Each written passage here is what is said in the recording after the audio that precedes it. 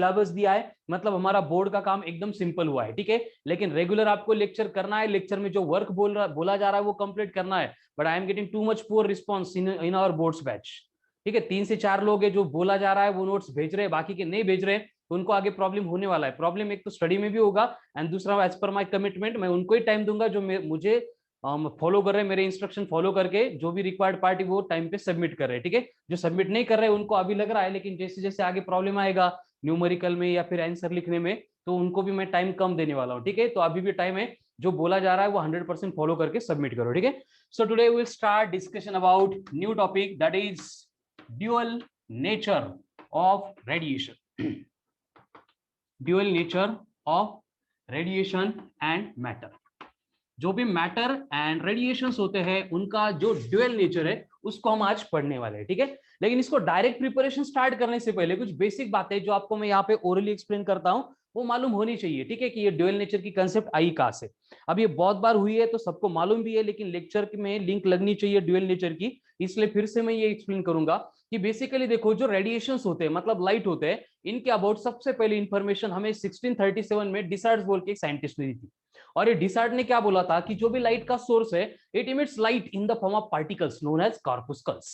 और ये कार्पुस्कल्स क्या होते हैं, कैसे होते हैं, वो डिटेल में आगे आके हमें न्यूटन एक्सप्लेन करता है। ये हम वेव ऑप्टिक्स में ऑलरेडी पढ़ चुके हैं। न्यूटन ने क्या बोला था कि न्यूटन ने बोला था कि लाइट का सोर्स जो इमिट करता है वो पार्टिकल के फॉर्म में करता है, और ये पार्टिकल के कलर जो है वो उनके साइज के ऊपर डिपेंड करते हैं। ये जब हमारे आईज में एंटर करते हैं तब हमें समझ में आता है कि लाइट आ रहा है। इस तरह की ऑल प्रॉपर्टीज उसने एक्सप्लेन की थी, ठीक है, जो सिलेबस में नहीं है लेकिन हमने डिस्कस की थी। उसके बाद में जो है कि न्यूटन की थ्योरी के बाद में 1678 में हमें और एक थ्योरी मिलती है, हाइजीन की थ्योरी। और ये हाइजीन की थ्योरी में हाइजीन जो है फर्स्ट ऑफ ऑल हिस्ट्री में फर्स्ट टाइम एक्सप्लेन करता है कि लाइट मतलब पार्टिकल नहीं है, लाइट मतलब वेव है। और ये हाइजीन एक्सप्लेन करता है कि लाइट मतलब कौन सी वेव है, लॉन्जिट्यूडनल वेव है। और ये लॉन्जिट्यूडनल वेव मतलब क्या होता है, ऐसे वेव जो मैकेनिकल वेव के टाइप है। अगर मैकेनिकल वेव के टाइप है मतलब इनको प्रोपागेट होने के लिए मटेरियल मीडियम की रिक्वायरमेंट होगी, एंड ये रिक्वायरमेंट फुलफिल होनी चाहिए। इसलिए हाइजीन आके हमें एक्सप्लेन करता है कि in the space and hypothetical medium luminiferous ether is suppose to be pervaded in the everywhere in the space, जो ट्रांसपेरेंट है, दिखता नहीं है, जीरो डेंसिटी, मेजर भी नहीं कर सकते, अकेले को मालूम था। इसलिए हमने उसकी थ्योरी के ऊपर ज्यादा ध्यान नहीं दिया। लेकिन आगे आके 1801 में थॉमस यंग ने एक्सपेरिमेंट किया इंटरफेरेंस का, और वो आके बोला कि लाइट का इंटरफेरेंस हो रहा है मतलब लाइट पार्टिकल नहीं है, वेव है। फिर भी न्यूटन की हवा बहुत थी तो बाकी लोगों को क्या बोल रहे हैं, उनके वैल्यू मतलब ओपिनियन को कोई वैल्यू नहीं दी। उसके बाद में आगे जाके 1820 फ्रेस्नेल आता है, फोकल्ट आता है, और वो एक्सप्लेन करते हैं कि न्यूटन ने बोला था speed of light is greater in denser medium than in rare medium. लेकिन ये एक्सपेरिमेंटली परफॉर्म करके बोलते हैं कि न्यूटन ने बोला वैसे नहीं है, लाइट की स्पीड रेयर में ज्यादा है as compare to denser medium. लेकिन फिर भी न्यूटन न्यूटन था तो इनकी बातों के ऊपर कौन बिलीव करता, इसलिए इनकी बातों को छोड़ दिया गया। आगे जाके 1849 में फिजाऊ आता है और एक्सपेरिमेंटली लाइट की speed 3 into 10⁸ metre per second इतनी डिटरमाइन करता है। और ये स्पीड डिटरमाइन करने के बाद फिर वो बोलता है कि इतनी स्पीड से पार्टिकल ट्रैवल नहीं कर सकता, वो वेव ही होना चाहिए। फिर से हम न्यूटन की थ्योरी के ऊपर ब्लाइंडली बिलीव करते हैं। लेकिन 1854 में मैक्सवेल आता है और इलेक्ट्रोमैग्नेटिक वेव, इस नए टाइप की वेव की डिस्कवरी करता है, जिसकी दो प्रॉपर्टी वो एक्सप्लेन कर रहा है कि एक, it can travel through vacuum also, and दूसरा, it can travel through vacuum with the speed of 3 into 10⁸ metre per second. ये दोनों प्रॉपर्टी लाइट के साथ एग्जैक्टली मैच कर रही थी। तो हमें ये अभी क्लियर हो गया कि न्यूटन की थ्योरी में कुछ गड़बड़ थी। फिर हमने न्यूटन की थ्योरी को क्रॉस चेक करना शुरू कर दिया, तो हमें मालूम हुआ न्यूटन की थ्योरी का एक एक पॉइंट फॉल्स था, उसको हमने रिजेक्ट कर दिया। इसलिए न्यूटन के कॉर्पुस्कुलर थ्योरी को रिजेक्टेड थ्योरी भी बोला जाता है। फिर न्यूटन की थ्योरी तो रिजेक्ट कर दी, फिर लाइट को पढ़ेंगे कैसे, इसलिए हमने क्या किया कि लाइट की नई थ्योरी बना दी, और उस थ्योरी के अकॉर्डिंग हम पढ़ने लगे कि light is a form of energy propagates through the medium in the form of electromagnetic wave with the speed of 3 into 10⁸ metre per second. इसको डेवलप करने के लिए हमें 1816 तक वेट करना पड़ा। उसके बाद सब खुश थे कि लाइट के बारे में हमें पूरी इंफॉर्मेशन आ गई, अब हम लाइट को मतलब अच्छी तरह से पढ़ रहे हैं। लेकिन इसी बीच 1887 में एक साइंटिस्ट आता है जो है हेनरिक हर्ट्ज। कौन है? Heinrich Hertz. और ये हेनरिक हर्ट्ज जो है यहाँ पे एक नई कंसेप्ट लेके आता है जिसको बोला जाता है फोटो इलेक्ट्रिक इफेक्ट, जो आज के टॉपिक का सबसे इंपॉर्टेंट पॉइंट होगा। और ये फोटो इलेक्ट्रिक इफेक्ट का डिस्कवरी जो है, इन्वेंशन जो है, वो एक्सीडेंटली होता है। मतलब ये जो हेनरिक हर्ट्ज था, इसको लाइट से, फोटो इलेक्ट्रिक इफेक्ट से कुछ लेना देना नहीं था। जो इलेक्ट्रोमैग्नेटिक वेव मैक्सवेल ने एक्सप्लेन किए थे उनका एक्सपेरिमेंट ये कर रहा था। फुटबॉल के ग्राउंड पे एक गोल पोस्ट में इलेक्ट्रोमैग्नेटिक वेव इमिट हो रहे थे, दूसरी गोल पोस्ट में रिसीव हो रहे थे, लेकिन यहाँ पे उसने ऑब्जर्व किया कि ड्यूरिंग डे टाइम, मतलब जब सन है दिवस भर में, तब क्या होता है, इलेक्ट्रोमैग्नेटिक वेव की इंटेंसिटी बहुत ट्रेमेंडसली हाई होती है, बढ़ती है। जैसे सनसेट होता है, सन निकल जाता है, वैसे इलेक्ट्रोमैग्नेटिक वेव की इंटेंसिटी कम होती है। ये रोज रोज ऑब्जर्व करने के बाद इसके दिमाग में एक डाउट आ गया कि कुछ ना कुछ लाइट का इफेक्ट है ये इलेक्ट्रोमैग्नेटिक वेव के ऊपर। फिर ये इफेक्ट क्या है ये फाइंड करने के लिए ये हेनरिक हर्ट्ज जो है उसके साथ वर्क करने वाले उसके एकदम होशियार होनहार स्टूडेंट थे, हॉलोक एंड लिनार्ड। इनको बोलता है कि ऐसे क्यों हो रहा है, थोड़ा सा देखो, ऑब्जर्व करो। एंड ये हॉलोक एंड लिनार्ड क्या करते हैं, फ्रॉम 1896 टू 1905 एकदम डिटेल में एक्सपेरिमेंट परफॉर्म करते हैं ये फोटो इलेक्ट्रिक इफेक्ट का, और उसी का अपन आज के टॉपिक में डिटेल में डिस्कशन करने वाले हैं। और इनका जो डिस्कशन था वो यहाँ पे कंफ्यूजन क्रिएट कर देता है। ये फोटो इलेक्ट्रिक इफेक्ट में हमें मालूम होता है, क्या मालूम होता है, कि जब लाइट आती है मेटल के ऊपर गिरती है, तो मेटल के ऊपर लाइट गिरने से मेटल के इलेक्ट्रॉन सरफेस से बाहर जंप करके आते। लेकिन ये वेव में एबिलिटी ही नहीं थी। पहली जो थ्योरी हमारे पास है कि वेव पार्टिकल के साथ इंटरेक्ट ही नहीं कर सकते, ये हमारी इंफॉर्मेशन थी। फिर ऐसे क्यों होने लगा कि ये वेव आगे और इलेक्ट्रॉन बाहर निकलने लगे, तो इससे रिलेटेड मतलब वहां पे कंफ्यूजन शुरू हुआ। एंड उसी बीच 1901 में और एक साइंटिस्ट आता है, सर मैक्स प्लैंक। और ये मैक्स प्लैंक भी लाइट से कुछ लेना देना नहीं था। ब्लैक बॉडी का रेडिएशन एक्सप्लेन करते करते ये बोलता है कि light consist of packets of energy, light consists of bundles of energy and light consists of quantas of energy, and उस क्वांटा को बोला गया फोटोन। मतलब ये बोलता है कि लाइट पार्टिकल है, वेव है, कुछ मालूम नहीं, लेकिन लाइट मतलब कौन है, लाइट मतलब फोटोन है। फोटोन मतलब एनर्जी के पैकेट है, ऐसे पैकेट भर भर के आ रहे हैं लाइट में, गिर गए सरफेस के ऊपर, मतलब एनर्जी पूरी स्प्रेड हो जाएगी। इस तरह का कंक्लूजन ये मैक्स प्लैंक दे रहा है। एंड उसी का सपोर्टिव एक्सपेरिमेंट ये फोटो इलेक्ट्रिक इफेक्ट यहाँ पे आ रहा है। क्योंकि वेव अगर है तो वेव में इस तरह के पार्टिकल नेचर का एग्जिस्टेंस नहीं होना चाहिए था, जो फोटो इलेक्ट्रिक इफेक्ट में भी हो रहा है एंड यहाँ पे प्लैंक की थ्योरी में भी हो रहा है। तो ये प्लैंक की theory and photo electric effect जो है एकदम से कंफ्यूजन क्रिएट करता है लाइट के फील्ड में, कि लाइट तो अब तक वेव था, सब कुछ ठीक था, अब ये पार्टिकल आ गए बीच में। अब देखो कंफ्यूज होने जैसी सिचुएशन थी, क्योंकि reflection, refraction, interference, diffraction, polarisation, ये सारे फिनोमेनन सपोर्ट कर रहे हैं कि लाइट वेव है। लेकिन फोटो इलेक्ट्रिक इफेक्ट, ये प्लैंक की क्वांटम थ्योरी, ये तो लेटेस्ट एक्सपेरिमेंटल प्रूफ थे कि ये प्रोवाइड कर रहे हैं कि नहीं, लाइट मतलब पार्टिकल चाहिए। तो इस कंफ्यूजन को ओवरकम करने के लिए 1905 में अल्बर्ट आता है, Albert Einstein, one of the greatest scientist of all times. और वो इस कंफ्यूजन को थोड़ा सा क्लियर करने के लिए एक नई थ्योरी हमारे सामने लेके आता है कि जो रेडिएशंस है इनका नेचर ड्यूअल है। ड्यूअल है मतलब दो टाइप का नेचर लेके ये प्रोड्यूस हो रहा है। While traveling through the medium, it behaves like a wave. But whenever it interacts with surfaces, it behaves like a particle. जब तक मीडियम में जा रहे हैं तब तक वेव है, लेकिन जब किसी सरफेस के ऊपर आके इंसिडेंट हो गए फिर से पार्टिकल बन गए। पार्टिकल कौन से, एनर्जी के पैकेट्स वाले पार्टिकल, ठीक है। तो ये होता है ड्यूअल नेचर ऑफ रेडिएशन, जो हम टॉपिक में पढ़ने वाले। लेकिन उसके बाद में क्या हुआ, आइंस्टाइन की इस थ्योरी के लिए हमने उसको नोबेल प्राइज भी दिया। और उसके बाद में 1923 में और एक साइंटिस्ट आता है, American scientist Louis de Broglie, और उसको डिस ब्रॉय ऐसे बोला जाता है, डी ब्रोगली। और ये डी ब्रोगली आके बोलता है कि wave doesn't behave like a particle but particle यानी matter behaves like a wave when it performs motion. यानी कोई भी मैटर है जब वो मोशन में सेट होता है तो वो क्या करता है, वेव नेचर एक्वायर करता है, मतलब वही ड्यूअल नेचर एप्लीकेबल हो गया फॉर मैटर। यही कंसेप्ट हम इस टॉपिक में पढ़ने वाले हैं। ड्यूअल नेचर किसका, रेडिएशन का भी मैटर का भी। ड्यूअल नेचर किसका, रेडिएशन का भी एंड मैटर का भी, ठीक है। तो अब तक का जो डिस्कशन हमने किया ये सिलेबस का पार्ट नहीं था, लेकिन सिलेबस का पार्ट पढ़ने के लिए ये इंफॉर्मेशन आपको मालूम होनी चाहिए थी, इसलिए सो इन शॉर्ट हमने रिवाइज किया था। Now will start the topic. ठीक है, कितने लोगों को ऑडियो वीडियो में प्रॉब्लम है, चलो कमेंट पास कमेंट में।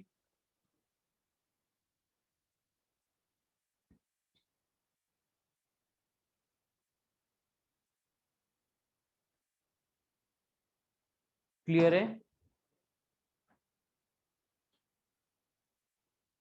मुझे तो क्लियर दिख रहा है।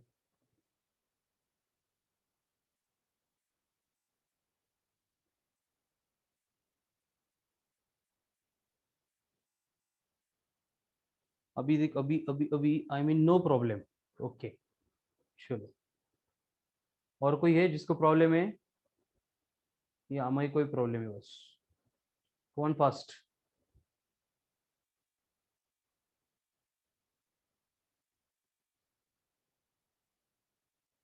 Okay done. चलो, तो अभी टॉपिक का डिस्कशन स्टार्ट करते हैं from first point, that is photo electric effect. Photo electric effect. Photo electric effect. अब फोटो इलेक्ट्रिक इफेक्ट मतलब क्या? देखो यहाँ पे फोटो का जो मतलब है, इसका मतलब फोटोन है, एंड फोटोन का जो मतलब है वो लाइट है।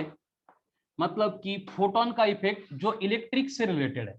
अब फोटो का इफेक्ट मतलब लाइट का इफेक्ट इलेक्ट्रिक से रिलेटेड है, मतलब क्या है? मतलब ये है कि बेसिकली यहाँ पे हेनरी हर्ट्ज की जो आइडिया थी, उसके ऊपर हॉलोक एंड लिनार्ड ने जो एक्सपेरिमेंटल ऑब्जर्वेशन किए थे, उसके लिए उन्होंने एक एक्सपेरिमेंटल सेटअप बनाया था। वो कुछ इस तरह से था, एक ग्लास ट्यूब है जिसमें कुछ भी नहीं है, मतलब वैक्यूम है, एंड यहाँ पे इसको एक विंडो है, विंडो के ऊपर हमने क्वार्ट्ज का मतलब ग्लास का क्रिस्टल प्लेस किया है। अब यहाँ पे इस तरह की दो प्लेट है, ठीक है, और ये दो प्लेट जो है इस तरह से इनको सप्लाई प्रोवाइड किया जा रहा है।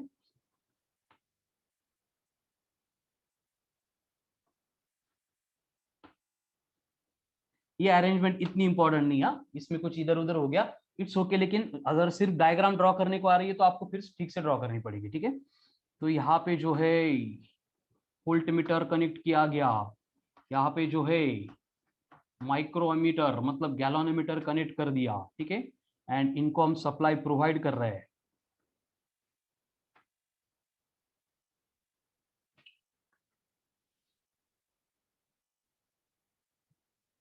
चलो, डायग्राम बुक में भी है एज इट इज, वहां से देख के भी आप उसको बना सकते हैं। यहाँ पे थोड़ा सा बोर्ड पे कम हो गया, ठीक है, बस नीचे प्लस माइनस दे रहा हूं, बाकी कुछ नहीं है, ठीक है। इस तरह की अरेंजमेंट है। ये अरेंजमेंट इसलिए कि हम इन दोनों प्लेट्स को क्या करने वाले, पोटेंशियल प्रोवाइड करने वाले, ठीक है। अब इस प्लेट को अपन पॉजिटिव पोटेंशियल एंड इस प्लेट को अपन नेगेटिव पोटेंशियल प्रोवाइड करेंगे।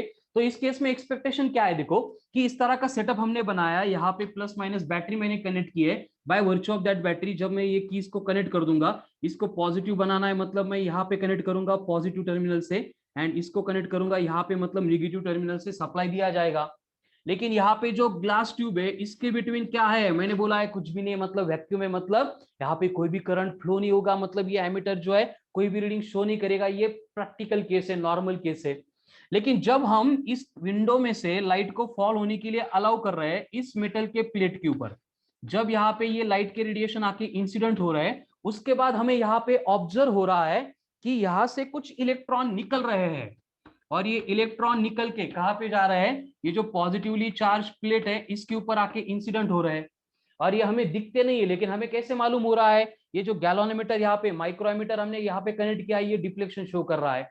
हमने अगर लाइट को स्टॉप किया तो रेडिएशन मतलब इलेक्ट्रॉन स्टॉप हो रहे, मतलब करंट स्टॉप हो रहा है। अगर रेडिएशन फॉल होने को अलाउ कर दिए, मतलब फिर से करंट फ्लो हो रहा है, मतलब गैलोनोमीटर डिफ्लेक्शन शो कर रहा है। यानी यहाँ पे करंट फ्लो करने के लिए रिस्पॉन्सिबल ये लाइट है। तो लाइट इंसिडेंट होने की वजह से जो इलेक्ट्रिक करंट फ्लो होने की प्रोसेस है उसको बोला जाता है फोटो इलेक्ट्रिक इफेक्ट। तो यहां पे मैं लिख सकता हूं क्या, फिनोमिनन ऑफ प्रोडक्शन ऑफ, या फिर phenomenon of emission of electrons from the surface of metal when it is exposed to the radiations of suitable frequency, radiations of suitable frequency, ठीक है। मतलब क्या है, देखो कि जब यहाँ पे लाइट इंसिडेंट होगी, इलेक्ट्रॉन इमिट होंगे, एंड ये इलेक्ट्रॉन के इमिशन का जो फेनोमेनन है, जो प्रोसेस है, जो घटना है, उसको फोटो इलेक्ट्रिक इफेक्ट बोलना है। जो डायग्राम में एक्सप्लेन किया गया था वही वर्ड में लिखा है, and this is nothing but the photo electric effect. चलो स्क्रीनशॉट ले लो इसका। phenomenon of emission of electron from the surface of metal when it is exposed to the radiations of suitable frequency is called as photoelectric effect. जब भी metal के surface के ऊपर light incident होगी, लाइट के इंसिडेंट होने से वहां से फोटोन का इमिशन होगा, सॉरी इलेक्ट्रॉन का इमिशन होगा, और ये इलेक्ट्रॉन के इमिशन का जो भी फिनोमेनन है, प्रोसेस है, उसको बोला जाएगा फोटो इलेक्ट्रिक इफेक्ट।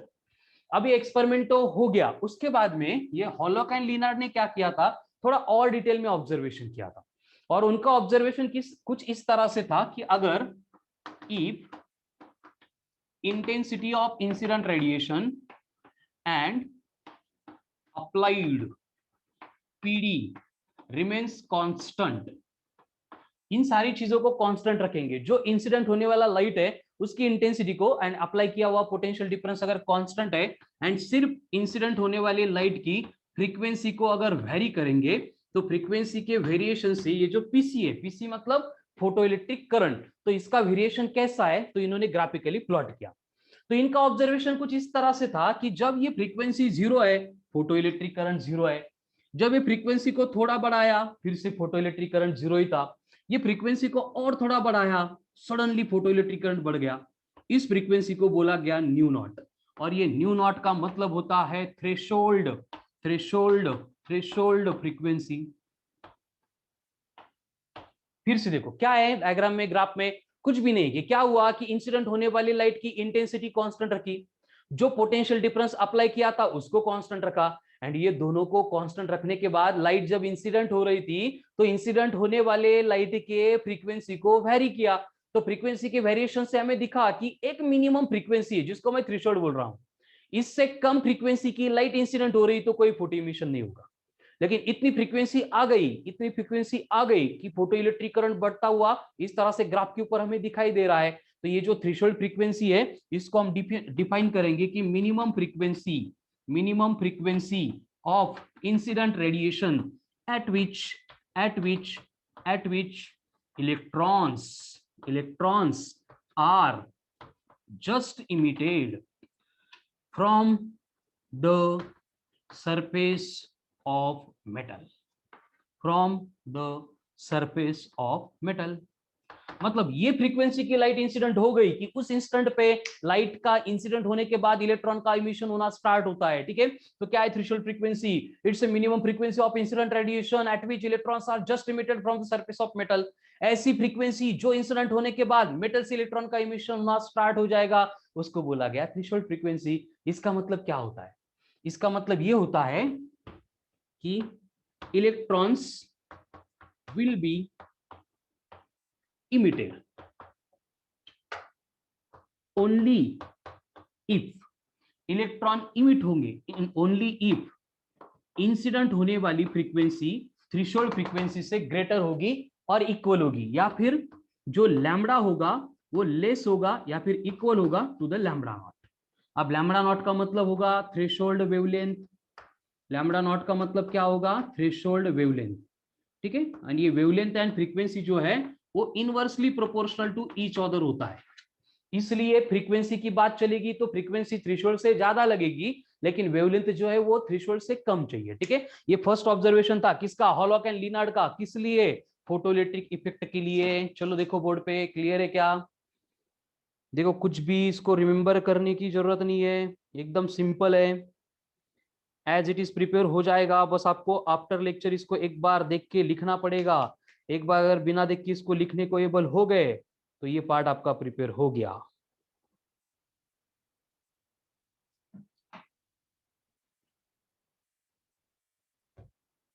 ठीक है, चलो this was the first observation, screenshot ले लिया।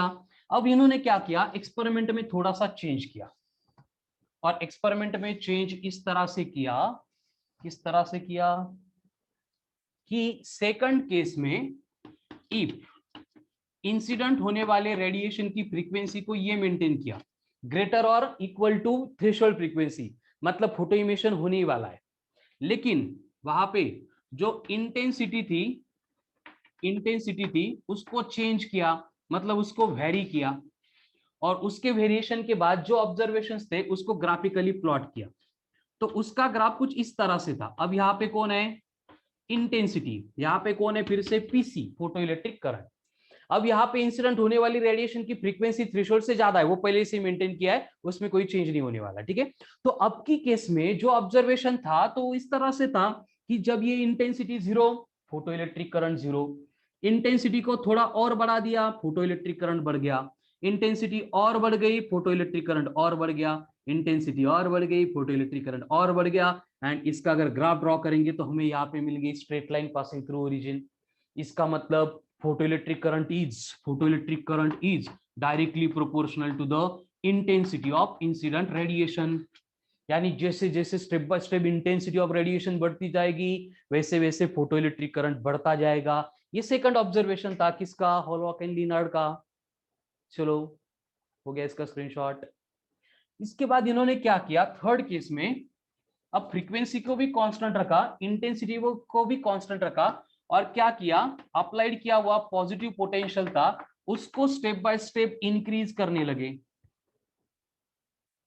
अब ये पॉजिटिव पोटेंशियल इंक्रीज करने से क्या होगा, डायग्राम याद करो कि कंडीशन क्या है कि लाइट इंसिडेंट होने से मेटल प्लेट से 200 इलेक्ट्रॉन इमिट हो रहे थे, लेकिन कुछ इलेक्ट्रॉन के पास एनर्जी कम थी तो वो जस्ट इमिट हो रहे थे और वही कहीं पे गिर रहे थे, इधर उधर जा रहे थे। पॉजिटिव प्लेट उनको अट्रैक्ट करने के लिए एबल नहीं थी क्योंकि पोटेंशियल कम था। लेकिन अगर हम ये पोटेंशियल स्टेप बाय स्टेप बढ़ाते जाएंगे तो क्या होगा, एक स्टेप ऐसी आएगी कि सारे के सारे 200 के 200 इलेक्ट्रॉन ये प्लेट अट्रैक्ट करेगी। अब यहाँ पे मैक्सिमम करंट फ्लो होने लगेगा।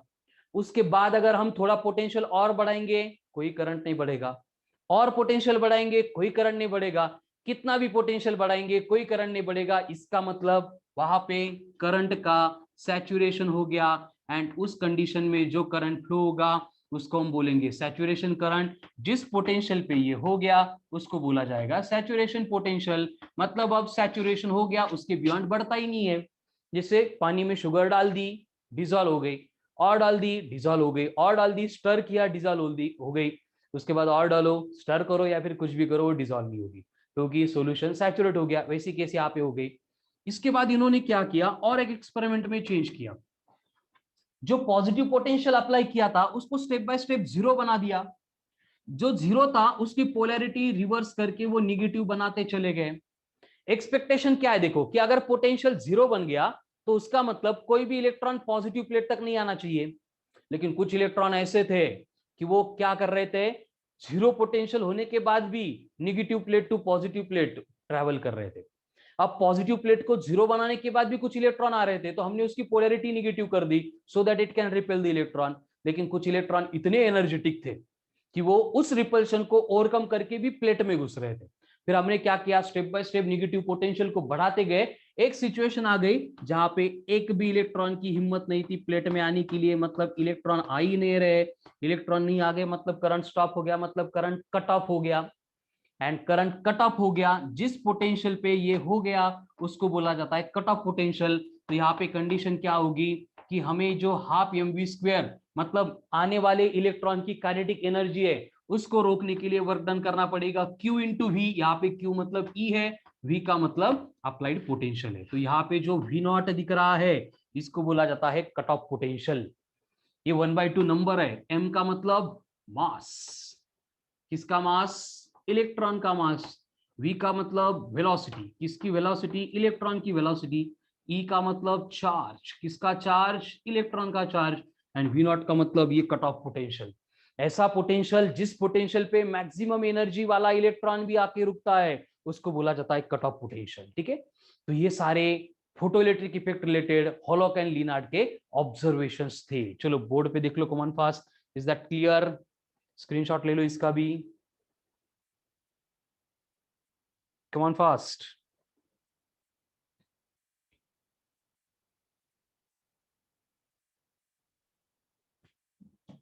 चलो, तो ये फोटो इलेक्ट्रिक इफेक्ट एंड उससे रिलेटेड जो इफेक्ट थे वो तो यहाँ पे ऑब्जर्व कर दिए और डिटेल में ऑब्जर्वेशन यहाँ पे एक्सप्लेन किए थे बाय हॉलॉक एंड लिनार्ड ने कि ऐसे होता है।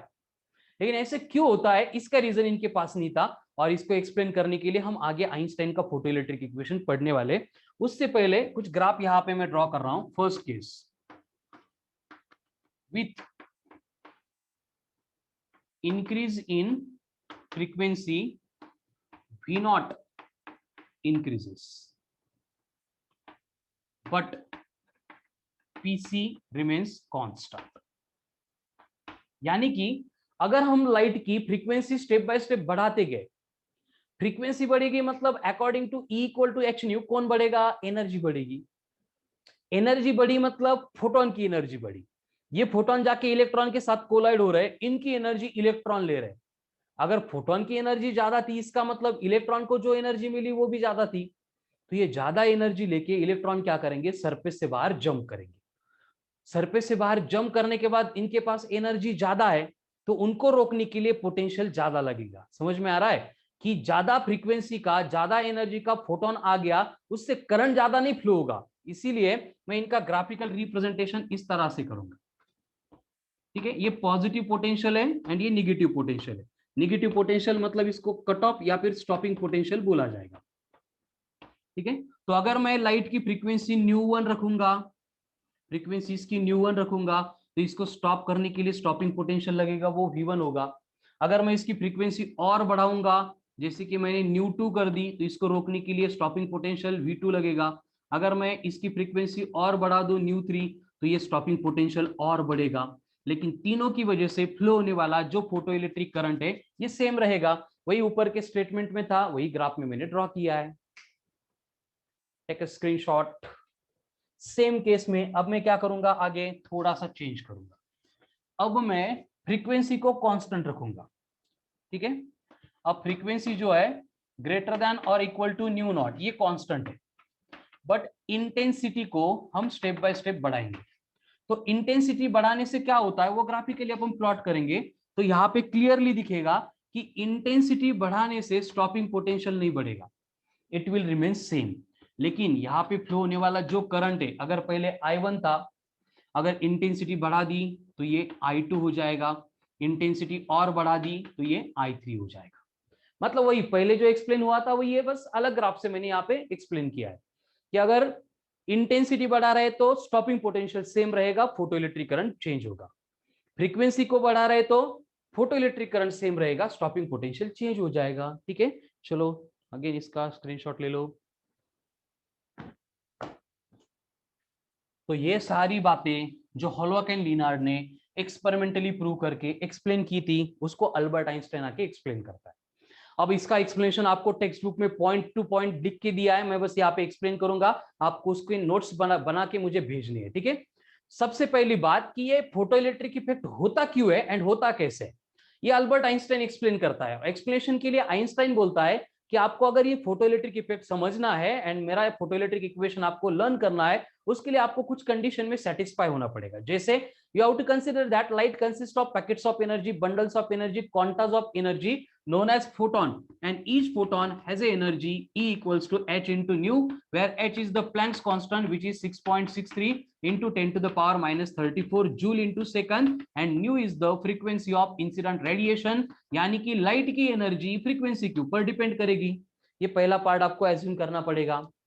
दूसरा, ये प्रोसेस क्या होती है, आइंस्टाइन एक्सप्लेन करता है कि जब लाइट जाके मेटल के सरफेस के ऊपर गिर गई, लाइट गिर गई मतलब कौन गिरा, फोटोन गिरा, फोटोन गिरा मतलब कौन गिरा, एनर्जी का पैकेट गिरा, पैकेट गिरा मतलब ये पैकेट फूट जाएगा, एनर्जी रिलीज हो जाएगी, और वो एनर्जी इलेक्ट्रॉन गेन करेंगे।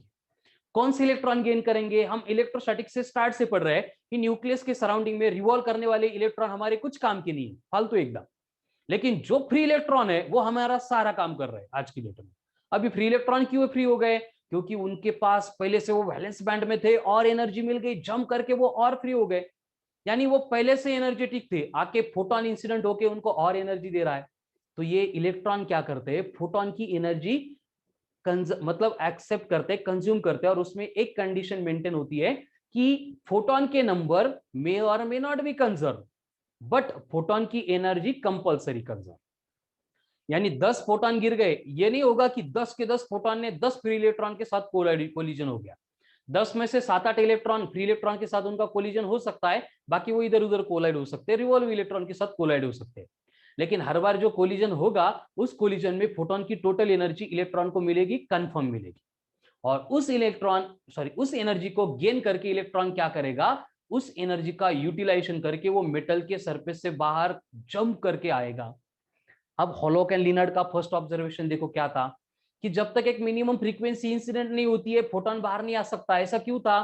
क्योंकि इलेक्ट्रॉन को मेटल के सरफेस से जंप करके बाहर आना है, तो एक मिनिमम एनर्जी रिक्वायर्ड है, उतनी एनर्जी नहीं मिलेगी तो वो बाहर नहीं आ सकते। तो वो एनर्जी किसके ऊपर डिपेंड करेगी? फ्रीक्वेंसी के ऊपर, यानी कि वो threshold frequency for the given metal constant होती है। उसके बाद सेकंड ऑब्जर्वेशन था कि इंटेंसिटी बढ़ रही तो करंट बढ़ रहा है। ऐसा क्यों हो रहा है? क्योंकि लाइट की इंटेंसिटी का मतलब आइंस्टाइन एक्सप्लेन करता है कि लाइट की इंटेंसिटी मतलब लाइट में प्रेजेंट रहने वाले नंबर ऑफ फोटोन। इंटेंसिटी बढ़ती है मतलब फोटोन के नंबर बढ़ते हैं, फोटोन के नंबर बढ़ेंगे तो उससे क्या होगा? फोटोन के नंबर बढ़ेंगे मतलब फोटोन इलेक्ट्रॉन के कोलिजन बढ़ेंगे। फोटोन इलेक्ट्रॉन के कोलिजन बढ़े मतलब जो इलेक्ट्रॉन सरफेस से बाहर आने वाले जंप करके उनके नंबर बढ़ेंगे। एंड ज्यादा इलेक्ट्रॉन अगर बाहर आ गए तो वो ज्यादा इलेक्ट्रॉन मूव होंगे। इलेक्ट्रॉन ज्यादा मूव हो गए मतलब ज्यादा करंट फ्लो होगा। इसलिए इंटेंसिटी एंड फोटोइलेक्ट्रिक करंट एक दूसरे के ऊपर डिपेंडेंट है। ये सारा पार्ट अल्बर्ट आइंस्टाइन इस तरह से एक्सप्लेन करता है। एंड उसके बाद टॉपिक का सबसे इंपॉर्टेंट फॉर्मूला जिसके ऊपर कंपल्सरी न्यूमेरिकल आता है वो है photo electric effect, sorry photo electric equation.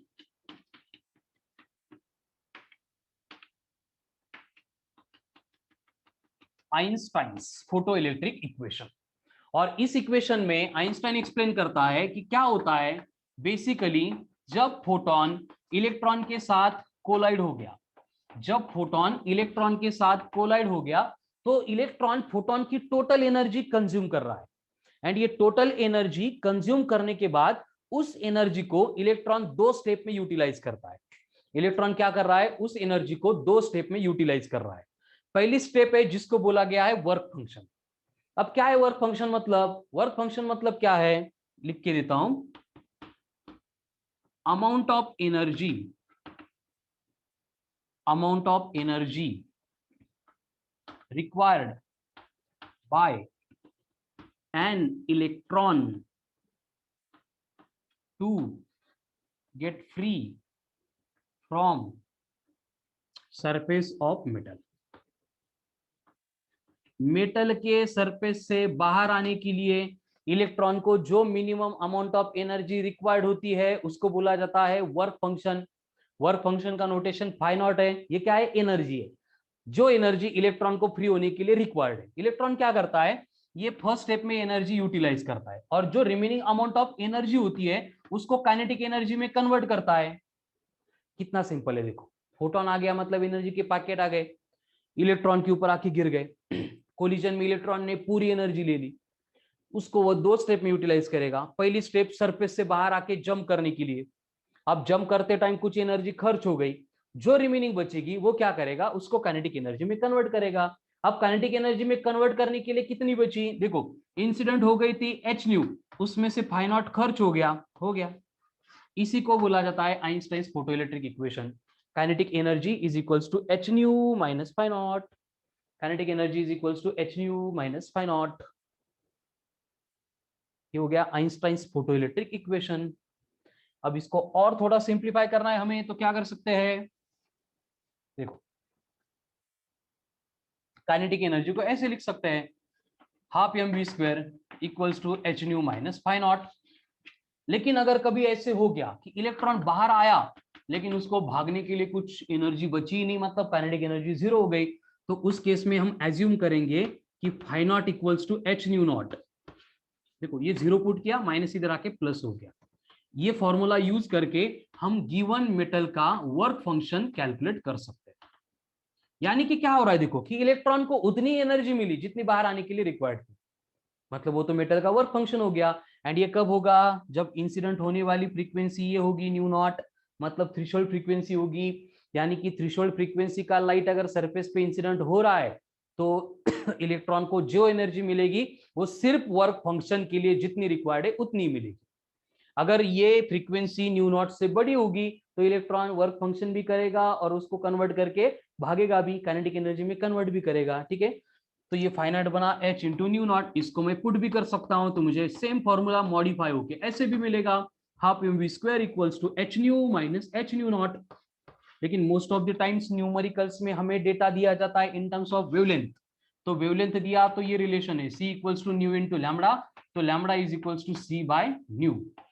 अगर हमें वेवलेंथ दी इस इक्वेशन में तो फ्रीक्वेंसी को रिप्लेस करेंगे तो इक्वेशन बनेगा half m v square is equals to h c by lambda, ये न्यू था ना, c by lambda minus h c by lambda not, ये इक्वेशन मॉडिफाई होके मिलेगा। ठीक है, तो इस तरह के डिफरेंट, मतलब है एक ही फॉर्मूला, उसको हम मॉडिफाई करके ऐसे बना सकते हैं। लेकिन अभी अभी हमने देखा था कि kinetic energy is equals to eV naught होता है, स्टॉपिंग पोटेंशियल निकालना है तो सेम इक्वेशन को अगर मैं ऐसे भी लिखूंगा, eV naught equals to h nu minus h into nu naught, तो ये भी हमें और एक फॉर्मूला मिलता है। जितने फॉर्मूले बोर्ड पे दिख रहे हैं, जितने अच्छे से प्रिपेयर कर सकते हो उतने प्रिपेयर करो, क्योंकि इनके ऊपर आपको कंपलसरी न्यूमेरिकल सॉल्व करनी होगी। और इसमें क्या होगा, जब भी न्यूमेरिकल्स दिए जाएंगे, हर बार डेटा आपको दिया जाएगा इलेक्ट्रॉन वोल्ट में, और जब भी इलेक्ट्रॉन वोल्ट में डेटा दिया जाएगा, हम उसको इस नंबर से, इलेक्ट्रॉन के चार्ज से मल्टीप्लाई करेंगे, 1.6 इंटू 10⁻⁻19 से, फिर वो जूल में कन्वर्ट हो जाएगा। ठीक है, so this is all about Einstein's photoelectric equation. तो जो फोटोइलेक्ट्रिक इफेक्ट था उसको एक्सप्लेन करके आइंस्टाइन उसको न्यूमेरिकल सॉल्व करने के लिए यहाँ पे फॉर्मूले के फॉर्म में कन्वर्ट करके देता है। अब इसके बाद में नेक्स्ट पार्ट आता है ड्यूअल नेचर। अब ये ड्यूअल नेचर का जो पार्ट है वो एक्सप्लेन किया था, पहले आइंस्टाइन ने किया था, फिर डी ब्रोगली ने किया था। और इनका जो एक्सप्लेनेशन था वो एक्सप्लेनेशन इस तरह से था कि according to Einstein energy is given by E equal to mc square. ये इक्वेशन सबको मालूम है। आइंस्टाइन मतलब E equal to mc square, E equal to mc square मतलब आइंस्टाइन, वेयर ई का मतलब energy, m is the mass, c is the speed. Planck ने क्या बोला, प्लैंक ने बोला E equals to h nu. अब न्यू को हम सी बाय लैम्बडा बोलते हैं, अभी लिखा था मैंने, यानी ये बनेगा E equal to h c by lambda.